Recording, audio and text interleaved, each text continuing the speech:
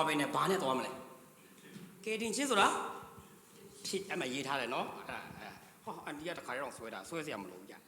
တော်တယ်နော်ထိတ်ဆုံးကနေဆွဲထားပြီးသားစာရွက်ပေးထားတာ तू ကစာရွက်တောင်းထားပြီးစာရွက်စာပြန်ရေးနေတယ်ဆိုတော့ good thank you ပါအဲ့မှာကြည့်လို့ရတယ်ကဲတင်ချင်းဆိုတာလှုပ်ချင်းလားဖြစ်ချင်းလားဖြစ်ချင်းလှုပ်လို့လှုပ်ယူတာမှန်သမျှကဘာသာရေးသမားတွေကကောင်းကင်ရောက်ဖို့ကောင်းတာရောက်ဖို့လှုပ်ချင်းဒါကြောင့်အဲ့မှာရေးထားပါတယ်ဖြစ်ချင်းဆိုတာ being ပေါ့နော်ဖြစ်ချင်းနဲ့တွားရမယ်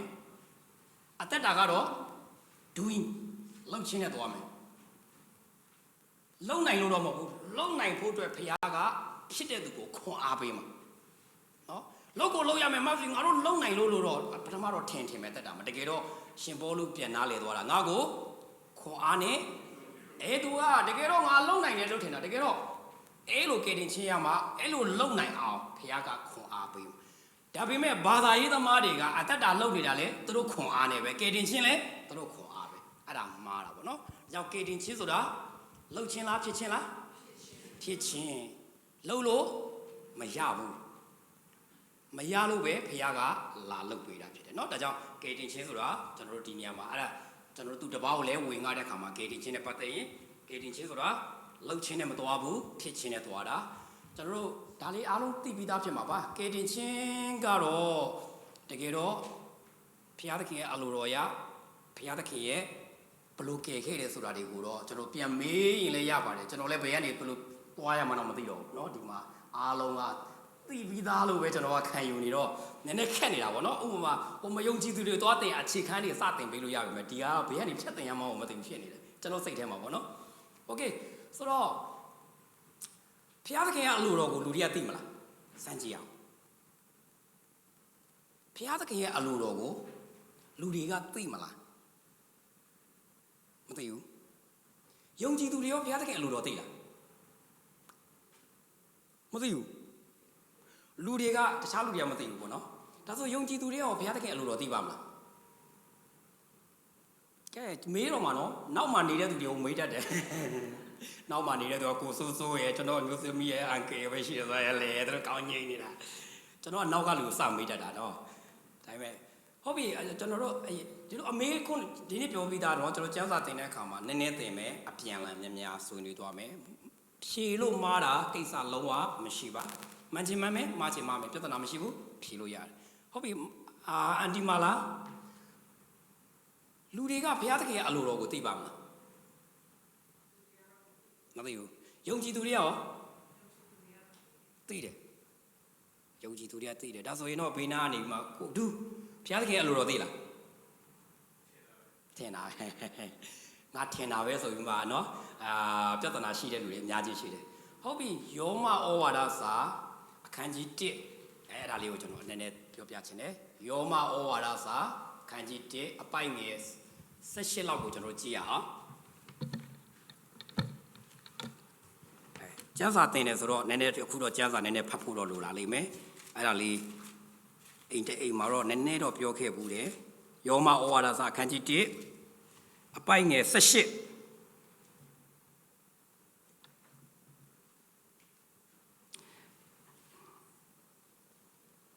စကူကြည့်အောင်နော်ကျွန်တော်နောက်ကလိုက်ဆိုရအောင်အဘယ်ကြောင့်နီးဟုမူကားသိအပ်သောဘုရားသခင်ရဲ့အကြောင်းအရာတို့သည်သူတို့တွင်ထင်ရှားလျက်ရှိ၏အပိုက်ငယ်21ကိုဆက်ဖတ်မယ်ကျွန်တော်နောက်ကနေအကြောင်းမူကားထိုသူတို့သည်ဘုရားသခင်ကိုသိလျက်ပင်ဆိုတော့ဒီနေရာမှာအဲ့ဒါလေးကိုကြည့်မယ်ဆိုရင်လောကလူသားတွေကငါတို့ငရဲသွားတဲ့အခါမှာငါတို့မသိလို့ပါမကြားဘူးလို့ပါငါတို့နားမလည်လို့ပါလို့ပြောလို့လုံးဝမရတဲ့ကြံပိုက်ကတော့ယောမဩဝါဒစာအခန်းကြီး1ကိုကြည့်ရမယ်နော်ဒါကြောင့်ယုံကြည်သူတွေအများဆုံးမေးတဲ့မေးခွန်းကဧဝံဂေလိမကြားဘူးတဲ့သူတွေဖះကိုမသိပဲသိသွားတဲ့သူတွေဒါမျိုးတွေအများကြီးမေးရလေနော်ဒါပေမဲ့ကျမ်းစာကတော့ပြောတယ်ထိုသူတွေကဖះကိုသိလျက်ပင်ဘုရားသခင်ကလည်းသူတို့ကိုဖော်ပြလျက်နဲ့ပင်ဆိုတော့လောကလူတွေကိုဘုရားသခင်ကသူ့ရဲ့အလိုတော်နဲ့သူ့ရဲ့ဖြစ်ခြင်းကိုဖော်ပြလားဖော်ပြတယ်ဒါပေမဲ့ပြဿနာသူတို့ကမသိချင်တာနော် အိတ်ချင်အောင်ဆောင်တဲ့သူကိုနှိုးရခက်တယ်လို့ပဲတကယ်တော့လူမှာအပိုင်းဘယ်နှပိုင်းရှိလဲဆို3ပိုင်းရှိတယ်မလားဝိညာဉ်ပိုင်းကဘယ်တော့မဆိုမသိစိတ်ကနေဖျားဆိုတာရှိတယ်ဆိုတာကို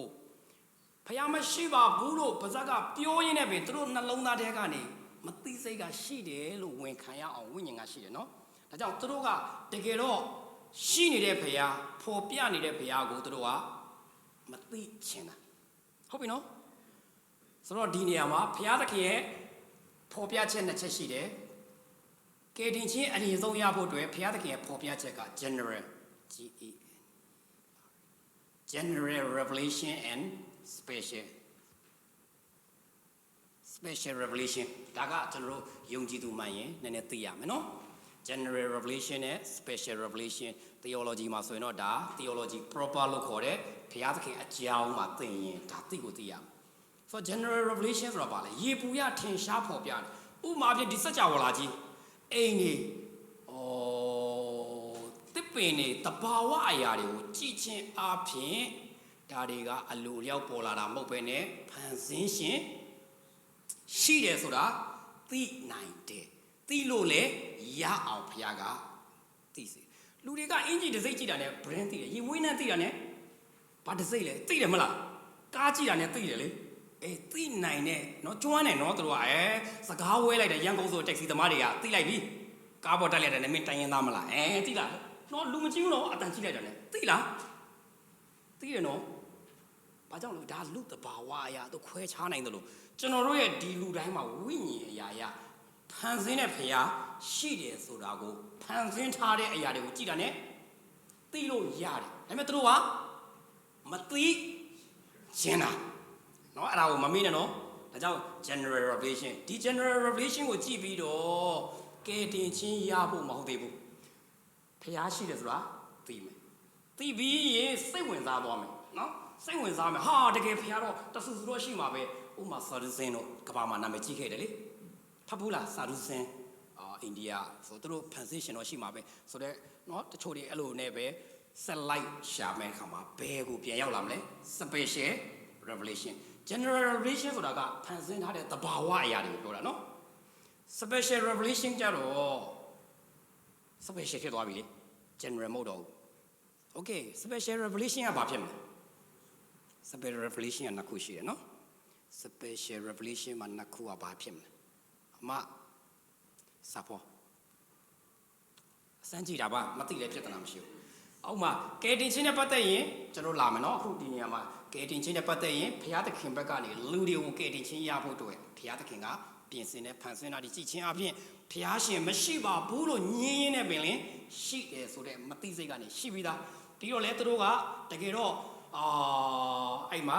ဖန်ဆင်းတဲ့ဘုရားသခင်ကိုပယ်ပြီးမှဖန်ဆင်းထားတဲ့အရာတွေကိုကိုးကွယ်တယ်မကိုးကွယ်တာတော့မဟုတ်ဘူးနော်သူတို့ကဒီနေရာမှာအဲ့ဒါ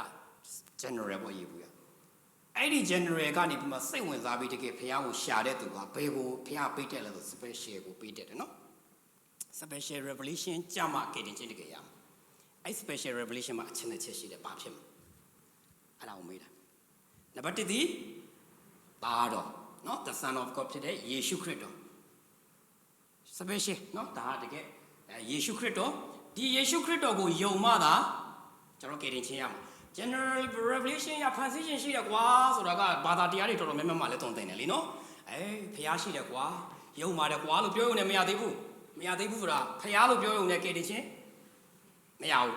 ဘာကြောင့်လဲဂျူးလူမျိုးတွေဖျားယုံလားယုံနဲ့ယေရှုယုံလားမယုံဘူးအဲ့ဒါပြဿနာတက်ပြီလေနော်ခုနပြောသလိုအခြားသောဘာသာတွေမြောက်များစွာဖျားယုံပါတယ်ဒါပေမဲ့ပြောချင်တာကတော့ယေရှုကိုတော့မယုံဘူး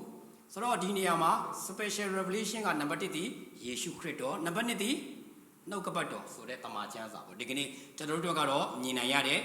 နှုတ်ကပတ်တော်နှလုံးပေါ့ယေရှုခရစ်တော်နဲ့နှုတ်ကပတ်တော်ဒါဆိုအဆင်ပြေပြီနော်ကယ်တင်ခြင်းနဲ့ပတ်သက်ရင်ဘုရားသခင်ဘက်ကနေစလုပ်ပေးတာအခုကယ်တင်ခြင်းကယေရှုလုပ်ပေးမယ်အဲ့ဒါကိုကျွန်တော်တို့အခုယေရှုကိုမမြင်ရပေမဲ့ဘသူ့ကိုသိရမလဲနှုတ်ကပတ်တော်သိရမယ်နှုတ်ကပတ်တော်ကိုကြည့်ရတဲ့ဘုရားသခင်ကတော့ကယ်တယ်ဆိုတာသိလို့ရတယ်လေ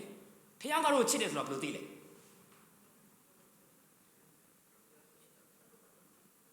ယေရှုငါကိုချစ်ပေသည် အေးလေကျောင်းသားမရှိဘဲနဲ့ငါတို့ဘလို့ချင်းမသိနိုင်မှာလဲဟုတ်ပြီလားဒါကြောင့်ဒီနေရာမှာယေရှုတော့ကျွန်တော်မမြင်ရတော့ဘူးလေနော်ယေရှုနဲ့တစ်ထပ်ထပ်ဖြစ်တဲ့သူ့ရဲ့နှုတ်ကပတ်တော်အားဖြင့်ဒါကြောင့်ဒီအရာကကျွန်တော်တို့ကိုကယ်တင်ခြင်းပေးတာဒီအရာကဖခင်ကိုသိစေတဲ့ကယ်တင်ခြင်းဘက်ကိုလိုက်စေတာโอเคနော်ဒါလေးကိုတော့ကျွန်တော်ရင်ဆုံးသိရမယ်ဒါကြောင့်ဒီနေရာမှာသိထားစေချင်တာကဟာကယ်တင်ခြင်းကဆရာကြီးအားလုံးသိပြီးသားပါလို့ပြောမယ်နည်းနည်းလေးကျွန်တော်တို့အခြေခံဒါပြန်ဝင်ခံထားတာနော်ဒီနေ့တော့အခြေခံလေးအနေနဲ့သွားချင်တယ်အခြေခံတွေသွားပြီးမှကျမ်းစာဘက်ကိုကျွန်တော်တို့အပတ်စင်ကြမှာသွားကြရအောင်ဆိုတော့ဒီအရာကိုလောကီလူသားတွေကမသိတာမဟုတ်ဘူးခုနပြောတယ်ဖန်ဆင်းတဲ့ဘုရားသခင်ကသူတို့ကိုးကွယ်မဲ့စားဖန်ဆင်းထားတဲ့အရာတွေကိုဘာလို့လဲကိုးကွယ်ပြီးမှမိုက်မဲပြီးပျက်စီးတယ်ဆိုတဲ့အခါမှာဘုရားရှိတယ်ဘုရားလိုတော့ကယ်တင်ခြင်းရစေခြင်းတယ်ဆိုတာသူတို့သိလားသိတယ်သိတယ်ဆိုတာမသိစိတ်ကနေသိတယ်ဒါပေမဲ့သူတို့သိချင်လားမသိချင်ဘူးသူတို့ကယုံကြည်သူတွေကလည်းဘုရားလိုတော့ရှိတယ်ဆိုတာဘာတွေဒါကတော့ဘုရားလိုတော့မဟုတ်ဒါဘုရားလိုတော့ဆိုတော့သူတို့သိတယ်ဒါပေမဲ့သူတို့စိတ်ထဲမှာမသိချင်ဘူးဘာလို့မသိချင်လဲအဲ့ဒီယောမဩဝါဒစာအခန်းကြီး18ကိုကြည့်လိုက်ရင်အင်္ဂလိပ်စကားလုံးတစ်လုံးထွက်လာတယ်အဲ့ဒါဟိုတလောတော့သင်ပို့တယ် suppressed နော်ဆိုတော့ဖိဒီလောကရဲ့အရာတွေတမက်မှုတွေလိုချင်မှုတွေအသွေးသားစန္ဒတွေကသူတို့ကိုတမက်တဲ့ခါမှာဖျားဘက်ကိုလိုက်လိုက်ရင်သူတို့အသွေးသားနောက်ကိုမလိုက်ရတော့ဘူးသူတို့လှုပ်ချင်တာမလှုပ်ရတော့ဘူးဒါကြောင့်ဖျားလိုတော့ကိုသူတို့ကသိရှိနေရနဲ့သိနေရနဲ့အဲ့ဒါကြီးသိရင်သွားလှုပ်ရမှာကြောက်တော့မသိချင်ပဲနဲ့သူတို့လှုပ်ချင်တာလှုပ်ပြီးမှပျက်စီးတယ်လို့ပြောတာနော်ဒါကြောင့်ဒီညမှာ suppress ဆိုတာဘာလို့လဲဖိနှိပ်ထားလိုက်တယ်ဖိထားလိုက်တယ်ဆိုတော့ကျွန်တော်ဥပမာအမြဲတမ်းပြောဖို့ပါတယ်ရေဘောလုံးတစ်လုံးကိုရေပေါ်မှာတင်လိုက်ရင်မြုပ်သွားမလားရေပေါ်မှာပေါ်နေမလားပေါ်နေမယ်ဒါဆိုအဲ့ပေါ်နေတဲ့ဘောလုံးကိုမြုပ်သွားအောင်ဘာလို့လုပ်မလဲဖိထားမယ်ဟုတ်တယ်နော်သူ့ရဲ့တဘာဝတော့ပေါ်နေမှာပဲဒါပေမဲ့အဲ့ဒါကိုမြုပ်အောင်ဘာလုပ်ရမလဲဖိထားလိုက်တဲ့အခါမှာဘောလုံးကပေါ်နိုင်သေးလားမပေါ်တော့ဘူး suppress ဆိုတာအဲ့ဒါဒီမယုံကြည်သူတွေကလည်းရှင်းပြောမယ်ဆိုရင်တော့စစ်မှန်တဲ့ general revelation လည်းသိတယ် special revelation လည်းအခုကဘာကြီးမှဆိုရင် TV ကနေရောသတင်းတွေရောဝေစာတွေရောအားလုံးရှိနေသိတယ်မသိရတော့ဘူးဒါပေမဲ့အဲ့ဒါကိုသူသိချင်လားမသိချင်ဘူးမသိချင်တဲ့အတွက်ကြောင့်သူတို့ကဒီလောကီအသွေးသားတမန်မှုတွေနဲ့သူတို့ဘာလုပ်ထားလဲဖိလိုက်ပြီးသူတို့ကမိုက်မဲစွာနဲ့ကိလေသာနဲ့အဲ့ယောမတစ်ကိုဖတ်လိုက်ရင်လေဟောရှင်းသွားမယ်အဲ့ဒါကမယုံကြည်သူဒါပေမဲ့ပြဿနာကယုံကြည်သူအခုကယုံကြည်သူတွေကလည်းဖျားလို့တော့သိလားလို့မေးဆရာဖျားလို့တော့ကဘာလဲမသိချင်အောင်တောင်းပြီးမေးတာတကယ်တော့အလိုတော့သိလားသူတို့ဖျားတကယ်အလိုတော့ကတောက်တာကြိုက်လားသူတို့သိလားသိတယ်ဒါပေမဲ့လေဆိုတာလားမသိချင်ရောင်ဆောင်တာသူတို့ရဲ့အသွေးသားနဲ့သူတို့ကိုဘာလုပ်လိုက်လဲဖိထားလိုက်ဒီနေ့ပုဒ်တော်ဦးနေ့ကျမ်းစာသင်မယ်သင်တော့မှကျင်ညာလားကျင်ညာတယ်သူတို့သိလားဒါပေမဲ့သူတို့ဘာဖိခံရလဲအလုံးနဲ့ဖိထားလိုက်မိန်းမနဲ့ဖိထားလိုက်တယ်ကလေးတွေနဲ့ဒီလောကကြီးက suppress ဆိုအဲ့လိုဖိထားလိုက်တဲ့ခါမှာသူတို့လှုပ်နိုင်လားမလှုပ်နိုင်ဘူးအဲ့ဒါကိုပြောတာဒါကြောင့်ဒီနေရာမှာကယ်တင်ခြင်းနဲ့ပတ်သက်ရင်တော့အဲ့လိုဖိထားခံရတဲ့သူကဝမ်းနဲ့စရာကောင်းတယ်လို့ယုံကြည်သူတွေကြတော့တမာတရားဘက်မှာလာဖို့အတွက်သူတို့ရဲ့အသွေးသားစန္ဒဖះเจ้าတော့မအားဘူးဒါပြောတာလက်က Facebook ကတော့ပို့လားပို့နိုင်သေးတယ်အချိန်တော့ရှိတယ်နော်တကယ်တော့သူတို့ကအဲ့ဒီအသွေးသားစန္ဒရဲ့ဖိခြင်းကိုခံလိုက်တဲ့အခါမှာယုံကြည်သူတွေကဖះလူတော်ဆိုတာအမှန်တော့သူတို့သိနေရဲ့နဲ့မသိချင်ရောင်ဆောင်သွားတယ်ဆိုတာတကယ်တော့မယုံကြည်သူပြောတာပါဒါပေမဲ့ယုံကြည်သူနဲ့လည်းသွားတိုက်ဆိုင်တာဒီယောမတစ်ကအံ့ဩစရာတော့ကောင်းဟုတ်လားအခုဒါကျွန်တော်တို့လည်းဒီကိုလာတဲ့ခါမှာဟဲ့ငါတို့မှလည်းလှုပ်စရာတွေရှိတာပဲသွားစရာတွေရှိတယ်စားစရာတွေရှိတယ်နော်နေဒါပေမဲ့အဲ့ဒီစန္ဒတွေကိုဖယ်ပြီးဖះအလိုတော့ဘာလဲဒီကိုလာတာကကျမ်းစာသင်တာထက်ဖះအလိုရှိတယ်ဆိုပြီးရောက်လာတာအဲ့ဒါမျိုးဖြစ်ရမှာနော်ဆရာတော်လို့ဟိုလူတင်မှာမလို့ဒီလူတင်မှာမဟုတ်အဲ့လိုပုံစံဒါလည်းဆိုင်တယ်မဆိုင်ဘူးဒါပေမဲ့အဲ့ဒါထက်ဖះအလိုတော့ရှိတော့ကိုယ်စန္ဒကိုပေးဖယ်ပြီးရောက်လာဒါကြောင့်ဒီ suppress ဆိုတဲ့စကားလုံးကအရင်ရေးကြည့်တယ်နော်ဒီနေရာမှာကယ်တင်ခြင်းနဲ့ပတ်သက်ရင်ဘုရားသခင်ဘက်ကနေ general revelation နဲ့ special revelation ဆိုပြီးဖော်ပြပေးတယ် okay ဆိုတော့ဒီကနေ့လူငယ်တွေတော်တော်များများရဲ့ယုံကြည်သူတွေတော်တော်များများရဲ့ဘုရားအလိုတော်ကိုမသိဘူး အမှန်တော့မယုံကြည်သူမိန်းကလေးကိုလည်းသူတို့ကကြိုက်နေတဲ့အခါမှာဖះအလိုတော်ရှိလားမရှိလားငါမေးကြည့်ဦးမယ်မေးစရာလိုလားမလိုပါဘူးဖះเจ้าလာတယ်ဆိုတာမေးစရာကျမ်းစာဖတ်တယ်ဆိုတာဒုစရိုက်ကိုမလုပ်ဖို့ဆိုတာမေးစရာလိုကိုမလိုတာအဲ့ဒါကိုသူတို့ကအလိုတော်မသိချင်ရောင်ဆောင်တဲ့သူကအဲ့ချင်ရောင်ဆောင်တဲ့သူကနှိုးရခက်တယ်လို့ပဲနော်မသိချင်ရောင်ဆောင်တဲ့သူကဘယ်တော့မှလည်းတိုးတက်မှာမဟုတ်နော်အဲ့ဒါလေးကိုတော့ကျွန်တော်တို့ဒီနေရာမှာတစ်ချက်လေးတတိပေးတဲ့အနေနဲ့ပြောပြတာဖြစ်တယ်โอเคကဲတင်ချင်းကဒီနေရာမှာဖြစ်ချင်းနဲ့သွားတယ်ဖြစ်ချင်းနဲ့သွားတဲ့အခါမှာသူ့ကိုဘာနဲ့သွားလဲဆိုရင်လက်ဆောင်ပေါ့နော်ဒီမှာကျွန်တော်တို့ရေးထားတဲ့ထဲမှာစုတွေထည့်ထားတယ်ဗမာစကားနည်းနည်းလေးရှုပ်တယ်စုလက်ဆောင်တကယ်တော့လက်ဆောင်ပဲနော်ဒါပေမဲ့နားလည်အောင်စုပါထည့်ထားတယ်စုနေနဲ့စုတက်လက်ဆောင်ပေးတာဒါကြတော့စုလက်ပေါ့ဒီစုကတော့နှစ်ခုလုံးထည့်တာအသက်တာမှာလှုပ်ချင်းအပြင်ပါရမလဲစုလိုက်ရမယ်ကယ်တင်ချင်းကဖြစ်ချင်းအပြင်ဖခင်ကလက်ဆောင်ပေးတာတပါးတည်းတော့သားတော်ကိုစွန့်တော်မူသည့်တိုင်အောင်လောကီသားတို့ကိုချစ်တယ်ကယ်တင်ချင်းဆိုတာလှုပ်ချင်းနဲ့သွားမှာလားဖြစ်ချင်းနဲ့သွားမှာလားအဲ့ဒီဖြစ်တာကိုယ့်အနောက်ကိုဖြစ်သွားတာလားဖခင်လှုပ်ပေးတာလားဘာမှလှုပ်ပေးလဲကားတိုင်းပေါ်မှာလှုပ်ပေးတာโอเคဒါကြောင့်ကယ်တင်ချင်းဆိုတာလက်ဆောင် reward ကောင်းကင်မှာရမယ်လောကမှာကောင်းကြီးနဲ့ကောင်းကင်မှာစုတွေကြတော့စုလက်တွေပေါ့နော်တရဖူ9မျိုးနဲ့အထက်ရှိတယ်နော်အဲ့ဒါတွေကြတော့ကျွန်တော်တို့ကဘာနဲ့သွားမလဲလှုပ်ချင်းအဲ့လှုပ်တာကလည်းတကယ်တော့ကိုသိလှုပ်နိုင်တာမဟုတ်ဘဲနဲ့နာခံလိုက်တာနော်နာခံချင်းအပြင်သွားမှာဖြစ်တယ်โอเคဆိုတော့ကယ်တင်ချင်းရဖို့အတွက်အခြေခံချက်အရေးကြီးဆုံးကဘာဖြစ်မလဲဖတ်ထားတာကိုပဲရမယ်ရေးထားတာကိုနော်အခြေခံချက်အရေးကြီးဆုံးကနောင်တာဒါကြောင့်ဗတ္တိဇံဆရာယောဟန်ကသခင်ခရစ်တော်ရဲ့အဲ့ဒါလည်းကျွန်တော်တို့နောက်ပိုင်းမှာကျမ်းစာပိုင်းဒီဘက်ကိုဝင်လာပြီဆိုရင်မဿဲကျမ်းကိုလည်းကျွန်တော်နည်းနည်းမဿဲကျမ်းကြရင်ကျွန်တော်နည်းအသေးစိတ်သင်ချင်တယ်เนาะမဿဲကျမ်းလေးကိုတော့ဆိုတော့မဿဲကျမ်းမှာခရစ်တော်ရဲ့ရှေ့ပြေ escort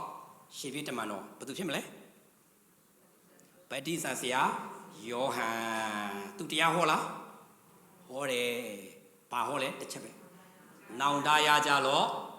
နိုင်ငံတော်တည်လို့နေပြီဒါကြောင့်ကယ်တင်ချင်းရဖို့အတွက်အခြေခံချက်ကပါလေနောင်တရရမယ်ဘယ်ကနေနောင်တရမလဲအပြစ်ပေါ့လူကဘာသားလဲအပြစ်သားလူကအပြစ်သားเนาะဒါကြောင့်တချို့ကအပြစ်ကနေနောင်တမပါတဲ့ကယ်တင်ချင်း19ရာစုလောက်မှာ Salvation Army ကြားမှုတယ်เนาะ Salvation Army ကျွန်တော်တို့ကြားဘူးတယ်ကျွန်တော်ရဲ့အသိမိတ်ဆွေတွေတချို့တွေ Salvation Army ရှိတယ်ဆိုတော့ Salvation Army ကိုတည်ထောင်ခဲ့တဲ့ William Booth BOD နဲ့တူသွားတာเนาะ Bush မဟုတ်ဘဲနဲ့ Booth က19ရာစုမှာနာမည်ကြီးတယ်အောင်လဲအောင်မြင်ခဲ့တယ်သူက predict လုပ်တယ် predict ဆိုဘယ်လိုပြောမလဲ prophet ပြုတာမျိုးမဟုတ်ဘူးကွာ prophet နဲ့တော့မမနဲ့เนาะ predict ဆိုကြိုပြီးမှပြောတာ20ရာစုနောက်ပိုင်းမှာတဲ့လူတွေကတဲ့ယေရှုကိုယုံကြည်လာကြမယ်ယုံကြည်သူပြောမယ်အဲ့ဒီယုံကြည်သူတွေမှာဘာမပါလာဘူးလဲဆိုနောင်တမပါဘူးတဲ့တကယ်မှန်တယ်ဗျာအခုခေတ်ကယုံကြည်သူဟုတ်လားဟုတ်တယ်အပြစ်နဲ့ပတ်သက်နော်ဘာနောင်တမှမရှိဘူးစွဲတော့နော်ပျော်တော့မယ်နောင်တမပါတဲ့ကေတင်ချင်းကိုလက်ခံကြမယ်ဝိညာဉ်တော်တစိတ်ခတ်ခြင်းနဲ့ဝိညာဉ်တော်ကိုစန့်ကျင်ကြမယ်မှန်လားအခု27ထဲတောင်ဝင်နေပြီနော်တကယ်မှန်ပါတယ်ဒါကြောင့်ဒီနေ့အခြေခံကယ်တင်ခြင်းအတွက်ဒီနေ့အသင်းတော်မှာများစွာပြဿနာတက်နေတာကကယ်တင်ခြင်းမြို့ဖလာခရီးယန်တော့ဖြစ်နေတယ်ဒါပေမဲ့ခုနပြောတဲ့မှန်ကန်တဲ့ကယ်တင်ခြင်းရဲ့အခြေခံချက်ကလွဲနေတာတွေ့ရတယ်နော်ဒါကြောင့်ကယ်တင်ခြင်းရဲ့အခြေခံပထမဆုံးရမယ့်အချက်ကတော့နောင်တရဘာကြောင့်နောင်တရရမလဲလူဟာအပြစ်သားဖြစ်တယ်အဲ့ဒီအပြစ်သားကဒီအပြစ်မလွတ်ပဲနဲ့ဒီအပြစ်ကိုစေးကြောခြင်းမခံပဲနဲ့ဘယ်တော့မှကယ်တင်ခြင်းရမှာမဟုတ်ဘူးအဲ့ဒါကိုတော့ကျွန်တော်တို့ရှင်းလင်းလင်းနားလည်ဖို့အားပေးခြင်းနဲ့ဆိုတော့နောင်တနဲ့ယုံကြည်ခြင်းကတွဲရတယ်နော်နောင်တတစ်ခုပဲရယုံနဲ့မပြီးသေးဘူးနောင်တဆိုတာကတော့အများကြီးရှိတယ်ကွာဒီ Greece ကားမှာဆို regret ရှိတယ် sorrow ရှိတယ်နော်တကယ်တော့ဒီမှာတော့ repent ပေါ့ repent ရဲ့သဘောတရားနောင်တရဲ့သဘောတရားကလုံနေတဲ့အရာမကောင်းမှန်းသိတယ်မယုံကြည်သူလည်းဖျားမသိဘူးနော်ဒါပေမဲ့သူတို့လုံနေတာတကယ်ဥမာမယုံကြည်သူတယောက်အရက်တောက်တယ်ကောင်းလားမကောင်းမှသူသိလားသိတယ်ဒါပေမဲ့ဆက်တောက်လားတောက်တယ်အဲ့လိုတောက်ရင်းနဲ့သူထောင်ကျသွားတယ်ဥမာဘောနော်အကြောင်းမျိုးမကြောက်နောက်တော့အရက်ပြတ်သွားလားပြတ်သွားနိုင်တယ်ဖြတ်လိုက်တယ် ဒါပေမဲ့စစ်မှန်တဲ့ဖျားဘက်ကိုမလဲ့မချင်းအဲ့ဒါ repent မဖြစ်ဘူးနော် regret ပဲဖြစ်တာဒါကြောင့်ဒီနေရာမှာသိထားဖို့ကနောင်တဆိုတာသွားနေတဲ့လမ်းမကောင်းတာကနေပြန်လှည့်ပြီးတော့ဖျားဘက်ကိုလှည့်လိုက်တာကိုပြောချင်တာဖျားဘက်လှည့်တာမပါရင်စစ်မှန်တဲ့နောင်တမဟုတ်ဥပမာတချို့တွေကမကောင်းတာလုပ်လို့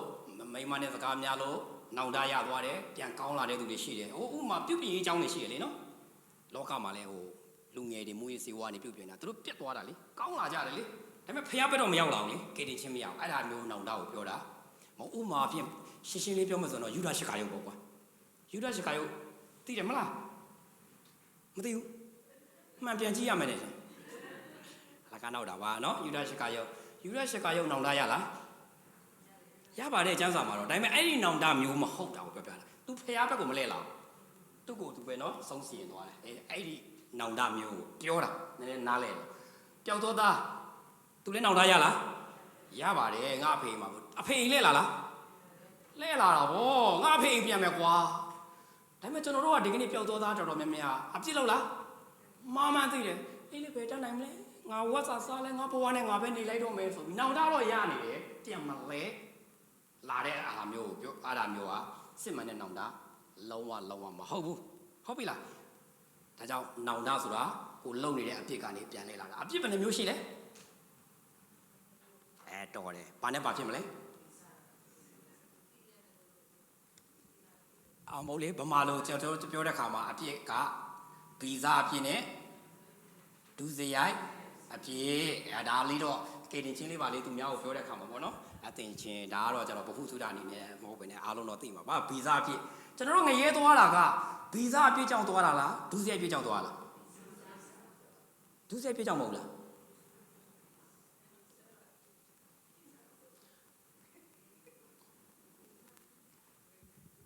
လူသည်အမိဝန်ထဲမှာပရိသေတွေဆွဲစဉ်ကပင်အပြစ်ဆွဲလဲရှိပါတယ်လူကဒုစရိုက်အပြစ်လှုပ်လို့ပြောရင်ဒုစရိုက်အပြစ်လုံးဝမလှုပ်ဘဲနဲ့မွေးတာကနေသူ့ကိုတခါတည်းဂူထဲမှာပိတ်ထားအိမ်ထဲမှာပိတ်ထားပြီးမှနော်မကောင်းတာလည်းမတွေးခိုင်းဒါဆိုရင်သူမကောင်းတာလည်းမလုပ်တခုမှလည်းမလုပ်နော်မမှန်တာလည်းမတွေးအဲ့လိုနဲ့သူစိတ်နဲ့သားလောက်မှတည်သွားရင်သူဒုစရိုက်လည်းမလုပ်ခဲ့ဘူးလေဒါဆိုရင်သူကောင်းခဲ့သွားမလားဒါဆိုရင်လူဟာငရဲသွားတာဗီဇာပြစ်ကြောင်လားဒုစရိုက်ပြစ်ကြောင်လားဗီဇာပြစ်ရှိနေကြတဲ့ကဒါငရဲကိုသွားမှာနော်ဗီဇာပြစ်ကြောင်ဘယ်ကိုသွားမလဲအပြစ်တရားဤခါကသေခြင်းနဲ့တူငရဲကိုသွားရမှာဒါကျွန်တော်သေခြင်းဘယ်နှမျိုးရှိလဲ3မျိုးရှိတယ်5မျိုးရှိတယ်သိမှာပါဆိုတော့အဲ့ဒီဗီဇာပြစ်ရှိတဲ့သူကကျွန်တော်တို့မွေးလာတဲ့အခါမှာဒုစရိုက်ပြစ်ပါထပ်မလုပ်လားထပ်လုပ်တဲ့အခါမှာဗီဇာပြစ်ကြောင်ငရဲသွားမယ်ဒုစရိုက်ပြစ်ကြောင်ဘာရမလဲဒဏ်မှာခံရမယ်တော့လို့ငရဲလိုက်ကြမယ်ဒဏ်လည်းခံရဟုတ်ပြီလားဟာငရဲကြောင့်မတော့ဒဏ်လို့သိလားလို့တယ်ငရဲမှာအဆင့်တောင်ဒါတွေကတော့ theology ကကျွန်တော်အဲ့လောက်ကြီးမပြောတော့ဘူးမတူတာကဥပမာထောင်ကြတာချင်းတူတောင်တိုက်ပိတ်ထားတဲ့ကောင်ရှိတယ်မလားအပိုးပြီးမှနော်ထောင်ထဲမှာပဲလေအဲ့အဆင့်တွေရှိတယ်နော်အဆင့်တွေဒါကြောင့်ဒီနေရာမှာလူကဗီဇာပြစ်ပြောင်းငရဲလည်းသွားမယ်ကိုလုံးတဲ့ဒူးစဲပြစ်ကြောင်းအဲ့ငရဲမှာကြီးသွားတဲ့ဒဏ်လည်းထပ်ခံရမယ်ဒါကြောင့်ဒီနေရာမှာကျွန်တော်တို့သိထားဖို့ကတော့အဲ့ဒီအပြစ်တွေအားလုံးကိုယ့်ဟာနဲ့ကိုယ်မလုံနိုင်တဲ့အတွက်ကြောင့်အဲ့ဒါအားလုံးကိုဘယ်သူကလုပ်ပေးလဲလဝါကားထဲမှာသခင်ယေရှုဟာအသေးခံအသွေးသွင်းပြည့်ခြင်းအပြင်ကျွန်တော်တို့ကိုကယ်တင်တယ်သခင်ယေရှုအသေးခံတဲ့အခါမှာကျွန်တော်တို့ဘက်ကနေအပိုင်း2ပိုင်းလွတ်သွားတယ်နော်နံပါတ်1ဘာလွတ်လဲအသွေးတော်အပြင်အပြည့်လွတ်ခြင်းခံရတယ်အဲ့ဒါကိုယုံကြည်တဲ့အခါမှာနော်အဲ့ဒါကျွန်တော်အသေးစိတ်တော့မသွားတော့ဘူးဒါပေမဲ့မေးပါကျွန်တော်နည်းနည်းလေးလူရင်းလောက်ကိုပဲသွားရအောင်ရှင်နိုင်ခွင့်ရမှာဆိုတော့အပြစ်လွတ်တယ်အရင်တော့ကတော့ကျွန်တော်အပြစ်လွတ်ဖို့အတွက်ဘာသွေးလဲတလိษံသွေးနော်တလိษံသွေးနဲ့အခုကျတော့တလိษံသွေးနဲ့ဆေးတာလားဖျားသွေးနဲ့ဆေးတာလားဖျားသွေးနဲ့ဆေးတယ်အပြစ်လွတ်တယ်ဘယ်ထိလွတ်လဲထာဝရလွတ်တယ်နော်တလိษံသွေးကတခဏပဲလွတ်တာသခင်ယေရှုရဲ့သွေးက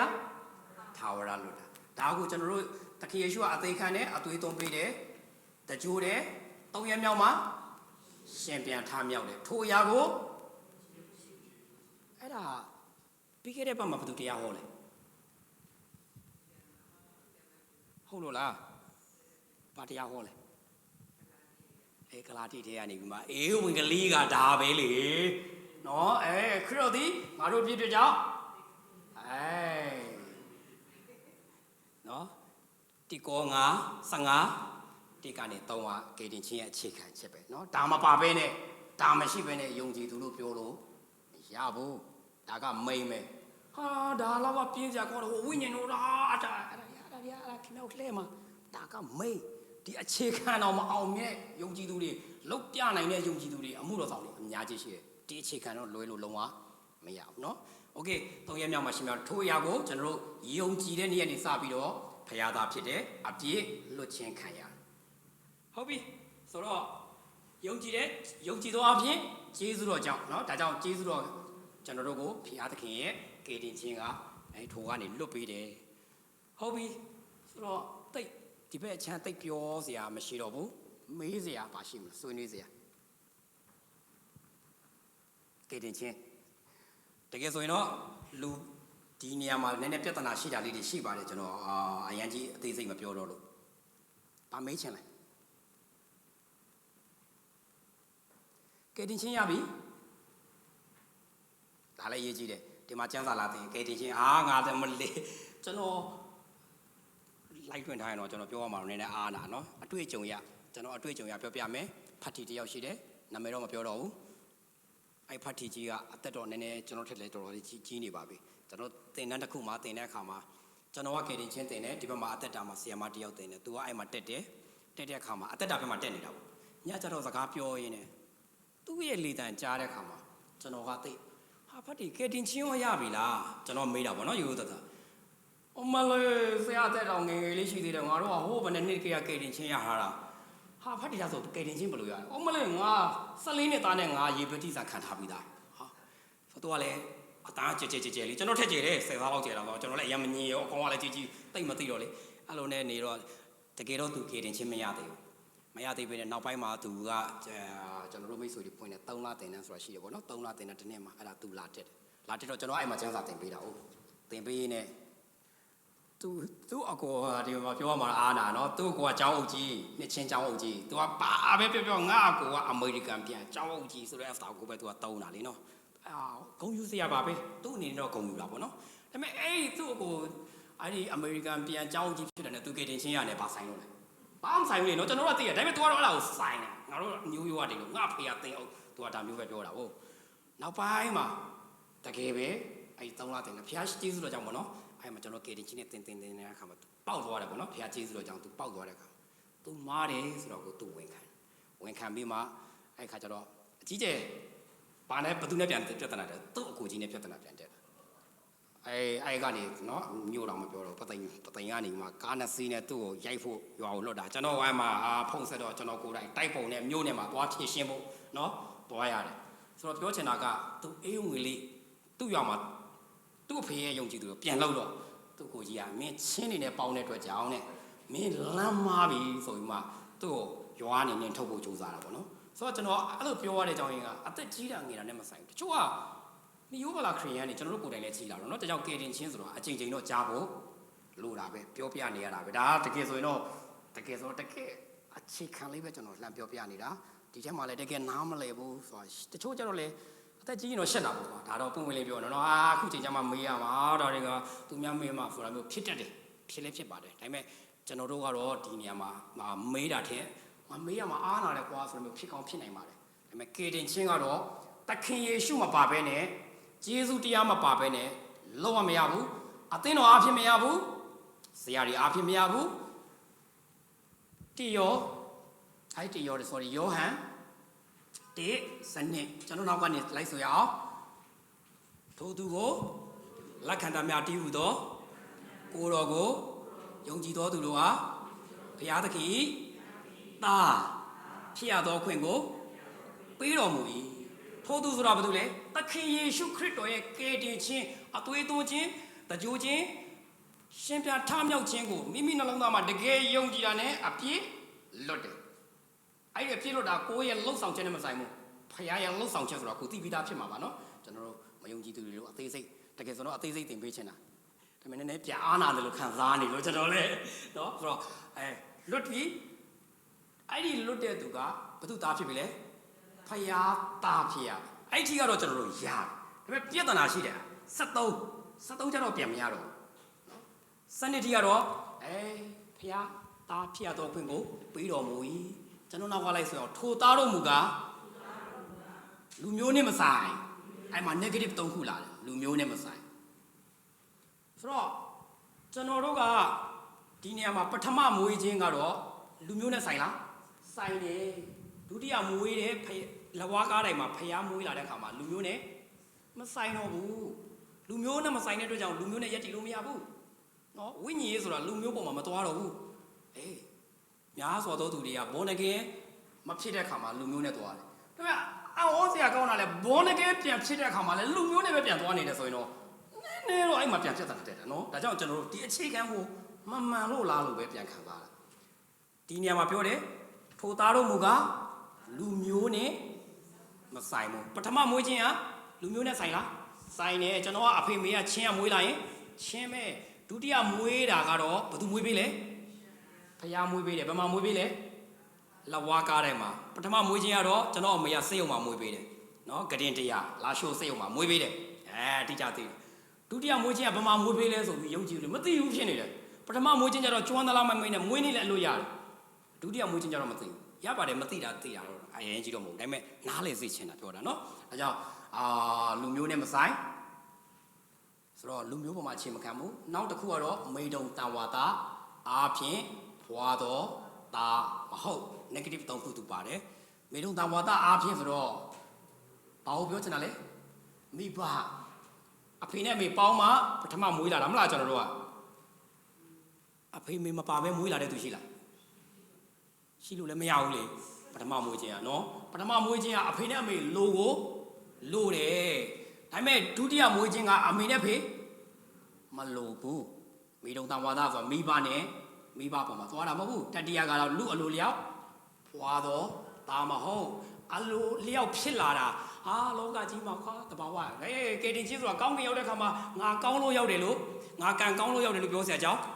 ငါကောင်းလို့ရောက်တယ်လို့ပြောစရာယေရှုကြောင့်မရောက်တာเนาะဒါကြောင့်ဒီနေရာမှာသိထားဖို့ကကျွန်တော်တို့ဒါကေတင်ချင်းနဲ့ပတ်သက်ရင်ဘုရားသခင်ကကျွန်တော်တို့ကိုလှုပ်ဆောင်ပေးတဲ့အရာဖြစ်တယ်ဟုတ်ပြီကေတင်ချင်းကဲ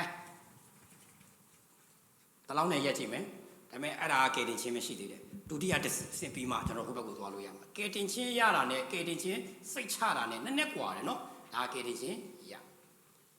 တဲ့နံပါတ်2ကတော့ကေတင်ချင်းစိတ်ချမှု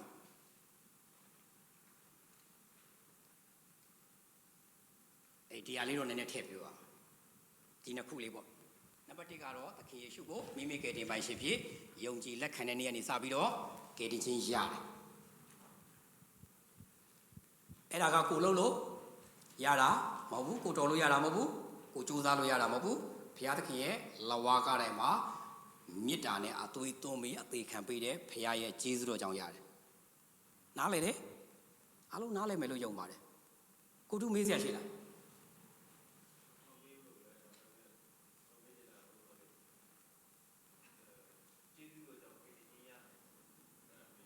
ကျေးဇူးတော်ကြောင့်ကယ်တင်ခြင်းရနိုင်လားရနိုင်လားမဟုတ်ကျေးဇူးတော်ကြောင့်ကယ်တင်ခြင်းရောက်ရ၏ရာကိုရတယ်ကယ်တင်ခြင်းဆိုတာကျေးဇူးတော်ကြောင့်ရတယ်အဲ့ဒါလည်းကျွန်တော်သင်ခဲ့ပြီးမျိုးလို့ကျွန်တော်ကြော်လိုက်တာနော်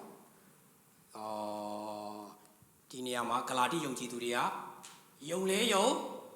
ခုံလဲခုံဆိုတော့သင်ခဲ့ပြီးသားလေဒီသင်တော့မနှောကျွန်တော်အဲ့ဒါကြီးမသွားတော့ဘူးလေတကယ်တော့ယုံမြန်မာနိုင်ငံမှာတော်တော်လေးရှိတယ်ကျွန်တော်ဖတ်တယ်နော်ဒီမှာလည်းရိုက်ထားတော့တစ်ခါတလေရိုက်ထားရင်ကျွန်တော်ပြောရမှာအားနာလို့နော်နာမည်ကြီးကျောင်းအုပ်တူကျောင်းအုပ်ရေးတဲ့စာကျွန်တော်ဖတ်တယ်နာမည်လည်းကျွန်တော်လွတ်ရပါတယ်ဒီနေ့ခရီးယန်တွေကယုံတာတစ်ခုတည်းနဲ့ရတယ်လို့ပြောတယ်မှားတယ်ယုံတာတစ်ခုတည်းနဲ့မရဘူးကျင့်လဲကျင့်ရမယ်ဆိုတဲ့သွန်သင်ချက်အဲ့ဒါပြီးခဲ့တဲ့ဘက်ကဆရာမလည်းဟောခဲ့ပြီပဲနော်အဲ့ဒါပါတယ်တစေးပဲနော်တကယ်ပြောမှဆိုရင်နော်ပပလေးနဲ့ကျွန်တော်တို့ထဲမှာထည့်ထားနော်အဲ့ဒါတတိထားမယ်ဂလာတိဩဝါဒစာမှာပြီးခဲ့တဲ့ပတ်မှာပြောခဲ့တယ်ယုံလဲယုံကျင့်လဲကျင့်ဆိုတာဘာလဲတော့ another gospel ဟုတ်တလို့ဆိုတဲ့စကားလုံးတွေ့တယ်မလားအဲ့ဒါနော်အဲ့ဒါအန်တီရရှိတယ်အခုကိုတူးမေးတဲ့ကိစ္စဒါပဲနော်ဒါသူပြောချင်တာကေတင်ချင်းဆိုတာကျင့်လို့ရတာလုံးဝမဟုတ်ဘူးကျင့်လဲမကျင့်နိုင်ဘူးကျင့်စရာလဲ မလိုဘူးဂလာတိမှာရှင်းရှင်းလေးပြောတယ်ကျင့်လို့ရတယ်ဆိုရင်ယေရှုသေတာအလကားဖြစ်ပြီးမင်းကျင့်လိုက်တာနဲ့ယေရှုကိုစော်ကားတာနဲ့တူတူပဲဒါကြောင့်ကျင့်တယ်ဆိုတာကတစ်ဖက်လဲနဲ့ဖရာသခင်ရဲ့လှုပ်ဆောင်ချက်ကိုညင်းတာလို့ခေါ်တယ်ကယ်တင်ခြင်းနဲ့ပတ်သက်ပြောတယ်ဒါဆိုရင်အသက်တာမှာရောဒါကြောင့်အသက်တာနဲ့ကယ်တင်ခြင်းတော့သွားမရောပါနဲ့ရောလို့တော့မရဘူးနော်အသက်တာမှာတော့ကျွန်တော်တို့လှုပ်ဆောင်ချက်ပါလားပါလာမယ်အဲ့ဒါကယ်တင်ခြင်းရဖို့လားဆုရဖို့လားဆုရဖို့ဖရာเจ้าတက်တာကယ်တင်ခြင်းရဖို့လားဆုရဖို့လားဆုရဖို့ကျမ်းစာဖတ်တာကယ်တင်ခြင်းရဖို့လားဆုရဖို့လားဆုရဖို့လှုပ်ဆောင်ချက်တွေအားလုံးကဆုရဖို့ယုံကြည်ချက်တွေကနော်ကျွန်တော်ယုံလာတာကယ်တင်ခြင်းရမယ်အဲ့ဒီယုံကြည်ချက်ပေါ်မှာလှုပ်ဆောင်ချက်ဆက်လိုက်လာကျင့်စရာမလိုဘူးလားလို့မေးရင်နော်ကယ်တင်ခြင်းတွေကျင့်စရာလုံးဝမလိုပါဘူးအသက်တာမှာလည်းကျင့်လို့ရတာမဟုတ်ဘူးကျင့်နိုင်အောင်ဖရာခွန်အားပေးလာမကျင့်ဟိုပညာတော်ပေးခဲ့တာနှစ်ပေါင်းနဲတာမှမဟုတ်တာဘယ်သူကျင့်နိုင်လဲတယောက်မှမကျင့်နိုင်လို့ဘုရားရှင်ရှင်းသလားလေနော်ဒါကြောင့်ဒီနေရာမှာသိထားစေချင်တာကုတူမေးတဲ့မိကုံကတော့ယုံကြည်သောအဖြစ်ဂျေဇုတော်ကြောင့်သာကယ်တင်ခြင်းသို့ရောက်ရတယ်ကိုယ်အလိုလျောက်ရောက်သည်မဟုတ်ဘုရားသခင်တနာတော်မူရာဖြစ်သည် grace and mercy နော် GRC grace mercy တနာတော်မူတာဘုရားကတနာတာဘာလို့တနာလဲတနာစရာကောင်းလုံးလို့ဥပမာလေးပြန်ပြောပြမယ်တတောင်းစားရှိတယ်တတောင်းစားတွေကချစ်စရာကောင်းလားတနာစရာကောင်းလားတတောင်းစားကချစ်စရာမကောင်းဘူးနော်မုန်းစရာလည်းမကောင်းဘူးကြည်တာနဲ့တနာစရာကောင်းတာဘာကြောင့်လဲစုပ်ပြဲတနာကြောင့်ပါနော်ရန်ကုန်မှာဆိုအမြဲတမ်းဘတ်စကားလိုင်းစီးနေသားတို့သမီးတို့ရဲ့အမေကြီးကိုတနာပါသားတို့သမီးတို့ကျွေးမှာအမေကြီးဘိုက်ဝါမယ်ဘွားပါတနာအားလမ်းပေးမှာပေါ့နော်အရန်အောင်တူသွားပြီလားမသိဘူးအရန်တနာလာတဲ့ပုံစံပေါက်နေလို့နော်ဒါကျွန်တော်သူတို့ကပူပြီးပြင်းနေနော်ဟုတ်မဟုတ်တော့မသိဘူးတချို့ကလမ်းပေးလာမှာနော်ရေးလေတနာစရာကောင်းတာဟုတ်ဆိုတော့ဒီနေရာမှာဖရာသခင်ရဲ့တနာချင်းကြတော့အံ့ဩစရာကောင်းတယ်တနာရင်မလုပ်ရမယ်ကျေးဇူးပြုရမယ်စစ်မှန်တဲ့တနာခြင်းမှာဘာပါရမလဲကျေးဇူးပြုခြင်းပါတယ် grace and mercy ကခွဲလို့မရဘူးနော်ကျေးဇူးတော်ဆိုတာမထိုက်တမ်းမဲနဲ့ရတာဘာကိုရတာလဲထာဝရတက်ကကျွန်တော်ထိုက်တယ်လားမထိုက်တယ်မို့တော်လို့မဟုတ်ဘူးကောင်းလို့မဟုတ်ဘူးကိုပါမှလည်းမထိုက်တယ်မဲနဲ့ရတာ mercy ဆိုတာထိုက်တန်ရက်နဲ့ပြန်မယ်နော်သူက theology ပြန်ပြောမယ်နော်ကျေးဇူးတော်ဆိုတာမထိုက်တန်မဲနဲ့ရတာ mercy ကယူနာဆိုတာထိုက်တန်ရက်နဲ့မရတာကျွန်တော်တို့ထိုက်တန်တာပါလေငါရဲလေမလိုက်မသိချင်အောင်စောင်းနေတဲ့ရုပ်တွေကငါတို့ကထိုက်တန်တာဘာနဲ့ပဲလေငါရဲနဲ့ပဲထိုက်တာရလားရတယ်မလီရတယ်တော့မလုပ်ပါနဲ့မရတာ mercy ကြောင့်နော်ထိုက်တန်ရက်နဲ့မရတာ okay ဒါဆိုရင်ကိုတာပြောမယ်တတောင်းစားနော်တကယ်တနာရင်ဘာလို့ရမလဲဂျေဇုပြုရမယ်ဟုတ်ပြီနော်အဲ့ဒါတော့မမေ့နဲ့အသင်းတော်မှာလဲသူတို့မိသားစုကအရန်တနာတယ်လို့ပြောရင်အာလူပဲတကယ်တနာတဲ့သူကလက်ပါလာနော်တနာဘူးလားလက်ဘရောမပါဘူးမလားဟန်ဆောင်နာဘာသာရေးဟိုဟာလေဖာရီရှေးလေသိတယ်မလားရှမာရီလဲနေတဲ့ကောင်းသောရှမာရီမှာအမလေးတနာလိုက်တာလစ်သွားတယ်မလားမပါဘူးလေအဲ့ပုံစံဆိုတော့ဒီနေရာမှာသိထားဖို့တတောင်းစားတစ်ယောက်အမလေးတနာကြပါလို့ပြောတဲ့အခါမှာအန်တီဂျူကဖြတ်သွားတနာကြီးတကယ်တနာစရာကောင်းတယ်ကြော်သွားတယ်ဒါပေမဲ့ဆရာပြောတာတတိရတယ်တနာရင်မလုပ်ရမလဲပေးရမယ်ဆိုတော့ तू ကလည်းတကယ်တနာတယ်ဆိုတော့ तू ဘက်ပြန်ဆုပ်လာတတောင်းစားကလည်းအပေါ်မကြည့်ရဘူးတတောင်းစားတော်တော်များများနော်တနာပါလက်ကလေးပဲလုံးနေနော်ဖက်ကလေးချထားမယ်ရှေ့ကနေခြေတော့လေးပြန်ဆုပ်လာတာ तू မြင်တယ် तू အုတ်ထုတ်လေးနဲ့လူတော့မကြည့်ဘူး तू တော်တော်အောင်နော်တချို့လည်းကြည့်မဟုတ်အန်တီဂျူကပတ်ဆိုင်အိတ်ဖွင့်လိုက်တယ်ကြည့်လိုက်တယ်အကျွေးနှိုက်တာမရှိဘူးကွာသူကလည်း boss တော့ဒေါ်လာယာတန်နေကြီးပဲယာတန်နေကြီးဖြစ်နေတယ်ထဲ့မလားမထဲ့ဘူးဟာပြက်တယ်ကွာစိတ်ကပြက်တယ်တော့မထဲ့ဘူးမို့လေတကယ်တနာပြီအခုကဒါပေမဲ့ယာတန်နေကြီးကလည်းဖြစ်နေတယ်ပြက်တနာနော်သူဆုံးဖြတ်ချက်ကလွန်ဆွဲနေတယ်ဒါပေမဲ့တကယ်တနာတော့သူနေနိုင်လားမနေနိုင်ဘူးအမှန်ရှာနေတာတော့ငါးချက်တန်တစ်ဖက်တန်ဖြစ်မှာဒါပေမဲ့ပြက်တနာ50တန်လည်းမရှိဘူးယာတန်ကြီးပဲဆိုမတတ်နိုင်ဘူးဒီတတောင်းစားမလုပ်တော့မလဲပေးမယ်ကွာ100တန်ပေးထည့်လိုက်တာနော်ပေးပြီးသူကြော်သွားတယ် ဆိုတော့တောင်းစားခါတိုင်းရနေတာ9ကျပ်2ကျပ်20တန်တော့မမြင်ဘူးပေါ့နော်ဒေါ်လာနဲ့ပြောမယ်ဒီဒေါ်လာနဲ့အခုကြလာလား100တန်ဆိုတော့ဝမ်းသာလားဟာရေးလဲဝမ်းသာတာဟာဟာရေးလဲပျော်ဟာနော်သူ့ဘယ်သူပေးရအောင်သူစိတ်ဝင်စားတော့တကယ်တမ်းပြောမှဆိုဟာ100ရေးလဲပျော်တဲ့ခါမှာ तू ကသူ့ကိုသူစဉ်းစားတယ်ဟာဒီ100ရတာငါတော်လို့ရတာဟုတ်လားငါကောင်းလို့ရတာငါချိုးလို့ရတာဒါဆိုဘာလို့ရလဲတနာစရာကောင်းလို့ရ तू မေ့သွားတယ်အဲ့ဒါပြဿနာတက်တာနော်တကယ်တော့ဒါကြောင့်ဒီနေရာမှာသိထားဖို့ကကောင်းကင်ကနေဘုရားသခင်ကလူသားတွေကိုကြည့်တဲ့အခါမှာချစ်စရာရန်ကောင်းတယ်ယွန်းစရာတတောင်းစားတဲ့စိုးတယ်နော်ဒါပေမဲ့ဘုရားသခင်တနာလားဘာလို့တနာလဲအတောင်ပန်ပါရင်ငရဲစီကိုလိမ့်နေတော့ဘုရားကောင်းကင်ကချစ်တနာတယ်ဟိုမခိုင်လို့ဟိုတောင်းပါနော်လကနာတော့နော်တနာစရာကောင်းတယ်ဘုရားသခင်ကြည့်ပါကောင်းကင်ကြည့်နေတကယ်လည်းတနာတယ်လေနော်ဆိုမေတ္တာရှင်တနာတဲ့ခါမှာတကယ်တော့ကျွန်တော်ချောလို့လှလို့တော်လို့ဘာမှမပါဘူးနော်တနာလုံးလို့ဘာလုပ်လဲသားတော်ရင်ကိုမနှမျောပဲထာဝရသက်ကိုပေးတာအဲ့ဒါကြောင့်ဂျေဇုတော်ကိုတူးမေးတယ်မိကိုပြန်ဖြေတာဟုတ်ပြီလားကိုတို့အဲ့ကြောင့်ကိုတော်လို့ကောင်းလို့တက်လို့တခုမှမဟုတ်ဘုရားသခင်ကျွန်တော်တို့တနာလို့ဂျေဇုပြုတာကယ်တင်ခြင်းကဂျေဇုတော်ကြောင့်ရဟုတ်ပြီကိုတို့ရဲ့မိကွန်းတွေဂျေဇုတင်ပါတယ်ကြိုးစိုးပါတယ်ရှိသေးလားမိကွန်းကုံတော့မယ်8နိုင်ခွဲတိဆိုရင်ရရမယ်ကယ်တင်ခြင်းစိတ်ချမှုနောက်တစ်ပတ်မှာလည်းဆက်သွားနိုင်တယ်ကယ်တင်ခြင်းရတာနဲ့စိတ်ချတာနဲ့မတူနော်မတူဆိုပေမဲ့တူတရားလေးတော့ရှိတာပေါ့တချို့တွေကယုံနာနဲ့ကယ်တင်ခြင်းရတယ်ကွာဒါပေမဲ့စိတ်ချမှုကြတော့ပြန်မသိဘူးနော်စိတ်ချမှုကတော့ကျွန်တော်တို့ဒီတိုင်းကြီးတော့ယုံနေဆိုတာပြလို့မရပါမယ်စိတ်ချမှုကြတော့သိလို့ရတယ်စိတ်ချမှုကြတော့သိရနော်ကယ်တင်ခြင်းစိတ်ချကြောင်းဘယ်လိုသိနိုင်လဲဟုတ်ပြီမေကွန်လာမယ်မေကွန်ကလာမယ်အန်တီနွယ်ကယ်တင်ခြင်းကသခင်ယေရှုရဲ့လဝါကထဲမှာတည်ခံခြင်းသွေးသွင်းခြင်းเนาะတကယ်တော့ဒီနေရာမှာကျွန်တော်တို့ပြောမှဆိုရင်တော့အိမ်3အိမ်ရှိတယ်ဒါလေးနည်းနည်းလေးကယ်တင်ခြင်းတကယ်ဝင်ငှခြင်းသူများဝင်ငှခြင်းလဲကျွန်တော်တို့ဒါလေးတွေဥပမာတွေအများကြီးသုံးလို့ရတယ်အိမ်3အိမ်ရှိတယ်ဒီဟာလေးတွေနဲ့ဥပမာလေးတွေဝင်ငှလို့ရတယ်အိမ်3အိမ်ဆိုတော့လူကနံပါတ်1ဘယ်မှာနေရလဲတဲ့အိမ်မှာနေရတယ်ဟုတ်လားလူကနံပါတ်1ဘယ်အိမ်မှာနေရလဲတဲ့အိမ်မှာမနေခဲ့တဲ့သူရှိလားမရှိရင်တော့လေလူမဟုတ်ဘူးအဲ့ကောင်တဲ့အိမ်မှာဘယ်လောက်နေရလဲ9လလေ10လပွားเนาะအဲ့ထက်လဲနည်းနည်းစောရင်စောမယ်အဲ့ထက်ကြာလဲနေချင်နိုင်နေနေလို့မရအောင်အချိန်တန်တော့လောကကြီးကိုမထွက်လာရဘူးလားထွက်လာရတယ်ဒါဆိုဒုတိယအိမ်ကဘာအိမ်လဲမြေအိမ်တော်လိုက်တာ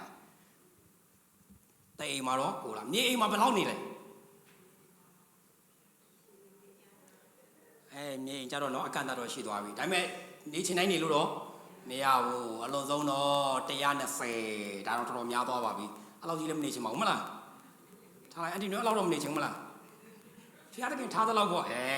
အမှန်တော့ထားသလောက်မဟုတ်120တောင်ရှိချင်တာလူကပြောလို့သာမတတ်တာလို့ဖျားတခင်ထားသလောက်သာပြောနော်မြေအိမ်မှာအကန့်တော့ရှိတယ်ဒါပေမဲ့အချိန်တိုင်ထွက်မလား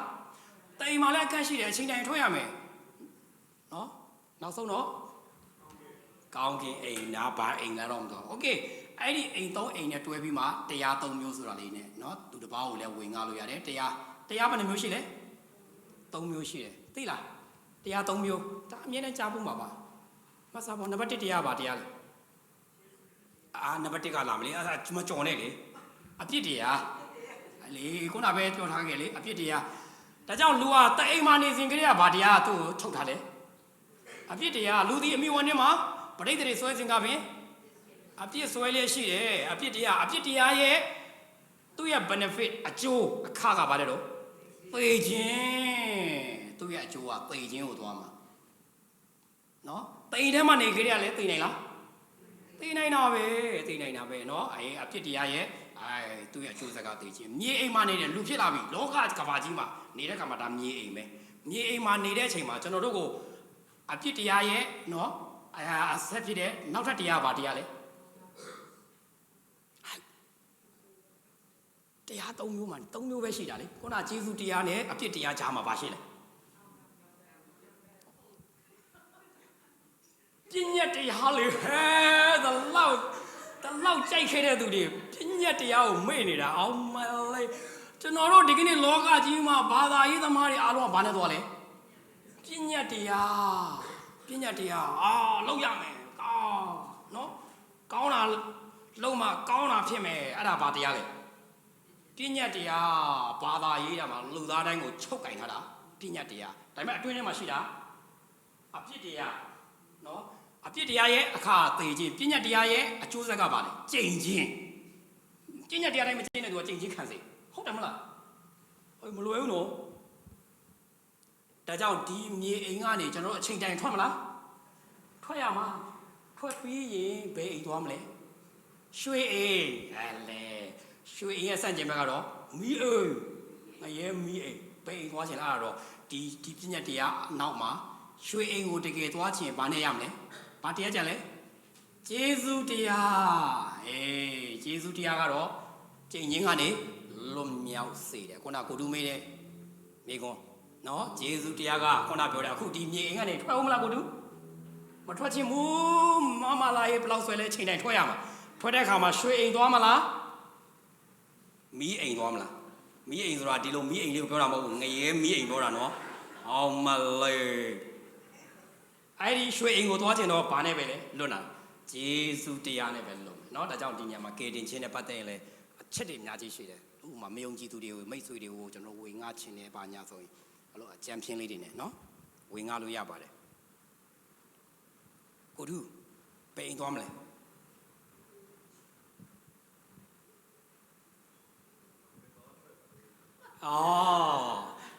ဟုတ်ပြီနော်โอเคညီအိမ်မှာလည်းအခန်းရှိလားအခန်းရှိတယ်ရွှေအိမ်မှာတော့အခန်းမရှိတော့ဘူးနော်ထာဝရဖြစ်တယ်အဲ့ဟာကိုသွားဖို့အတွက်ကတော့ကျွန်တော်ပြည့်ညတ်တရားကနေလွတ်မြောက်ဖို့အတွက်ယေရှုတရားတည်ဟူသောအရှင်ကဘာလို့လဲသခင်ယေရှုခရစ်တော်အဲ့ဒါကိုကျွန်တော်တို့ဘာလို့ခေါ်လဲကယ်တင်ခြင်းနော်ခုနပြောပြီးကယ်တင်ခြင်းဟုတ်ပြီအခုကစိတ်ချမှုကိုကျွန်တော်ဘယ်လိုသိနိုင်လဲနံပါတ် A စိတ်ချမှုကိုနှုတ်ကပတ်တမန်ကျမ်းစာအဖြစ်သိနိုင်တယ်အဲ့ဒါကတော့1ယော5:73ကျွန်တော်နောက်ကလိုက်ဆိုရအောင်ဘုရားသခင်သားတော်ကိုယုံကြည်တော်သူအပေါင်းတို့သည်ဗါလဲတော့မယားထာဝရအသက်ကိုရစေခြင်းကမိမိ၌တပါးသီးသောသားတော်ကိုလောကီသားတို့ကို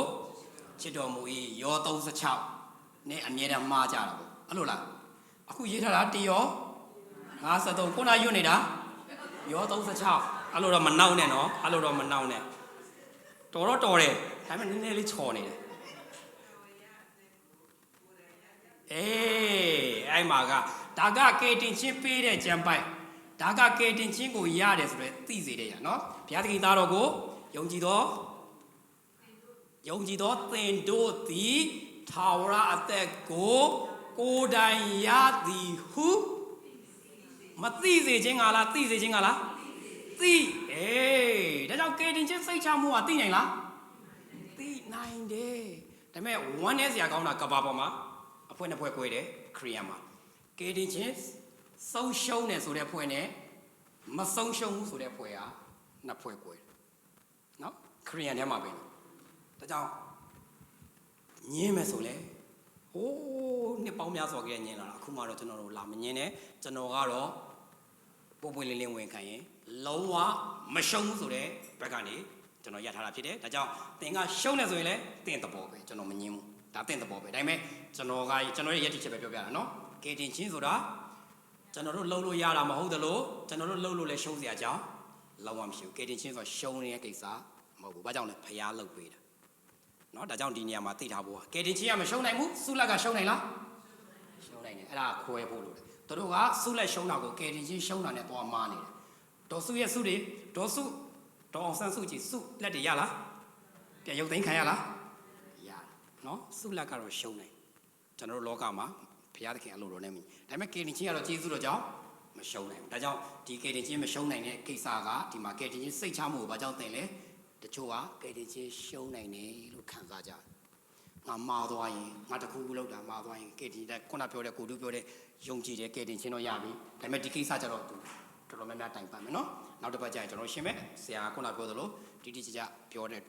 ကျွန်တော်အချိန်ပြည့်ဖြစ်တယ်ဒါကြောင့်ဒီနေရာမှာကယ်တင်ချင်းစိတ်ချမှုကိုနောက်တစ်ပတ်ကြာရင်စတင်မယ်ပြီးရင်အသက်တာဖက်သွားမယ်စိတ်ချမှုပေါ်မှာအခြေခံပြီးမှအသက်တာကိုတည်ဆောက်ရမှာဖြစ်တယ်နော်ဟုတ်ပြီပါမေးစရာရှိလဲပါမေးချင်လဲမေးစရာလဲမရှိပါဘူးနားလေတာလဲမရှိပါတယ်เนาะဒီနေ့တော့ intro ပဲလေအများကြီးဒီမှာဖခင်ရဲ့ဘုံတော်ကိုထောက်ပြီးမှ suppress လောကရဲ့အသွေးသားရဲ့မိသားစုရဲ့ဆွဲအားတွေကိုဖဲ့လောကရဲ့နိယာမှာဆွဲအားကြီးကိုဖဲ့ပြီးဝိညာဉ်တော်တကူနဲ့ဒီကိုရောက်ရှိလာနိုင်တဲ့အတွက်ကြောင့်ဖခင်ရဲ့ဘုံတော်ဖခင်ရဲ့နာမတော်သင်တို့ရဲ့ပုံမှာကောင်းကြီးတယောက်ပါစေဆိုတော့ဟုတ်ပြီမေးစရာရတယ်9မိနစ်လောက်ဖွင့်ပေးမယ်เนาะကယ်တင်ချင်းကရှင်းပြီးသားပဲလေဒါပေမဲ့မပြောတတ်တာပဲရှိတယ်မလားဟုတ်ပြီကျွန်တော်တို့ကယ်တင်ချင်းပြီးရင်စိတ်ချမှုပြီးမှအသက်တာပဲသွားစေချင်တယ်เนาะအသက်တာကြတော့ခုနကပြောသလိုကျွန်တော်တို့တကယ်ပဲကျမ်းစာအခြေခံဘက်ကိုကျွန်တော်တို့တဖြည်းဖြည်းနဲ့လေ့လာသွားမှာဖြစ်တယ်ဒါပေမဲ့အဓိကတော့ကျွန်တော်တို့သိစေချင်တာတော့ကယ်တင်ချင်းရထားဖို့လို့လေစိတ်ချတာပြီးသူတပားကိုအဓိကတော့เนาะပြန်ဝေငှနိုင်တော်သူဖြစ်စေချင်တယ်အသင်းတော်မှာကယ်တင်ချင်းနဲ့ပတ်သက်ရင်ကျွမ်းကျင်စရာမလိုဘူးတော်စရာမလိုဘူးရိုးရိုးတတဝေငှမယ်ဝိညာဉ်တော်ကအလုံးလုံးမှာဖြစ်တယ်ကျွန်တော်တို့ကိုဘုရားသခင်ကဒီအတွက်အဓိကပဲဒါကမိန်မယ်နော်ဟုတ်ပြီမေးစရာမရှိတော့ရင်ကျွန်တော်တို့သချင်းတစ်ပုတ်ချီးမွမ်းမယ်ပြီးရင်ဆရာရှိန်ကနေပြီးမှကျွန်တော်သင်ဦးဆရာရှိန်ကနေကျွန်တော်တို့ဆူတောင်းခြင်းနဲ့ရန်နာကြမှာဖြစ်တယ်သချင်းတစ်ပုတ်ကျေးဇူးပြုပြီးမှအားလုံးရနိုင်တဲ့သချင်း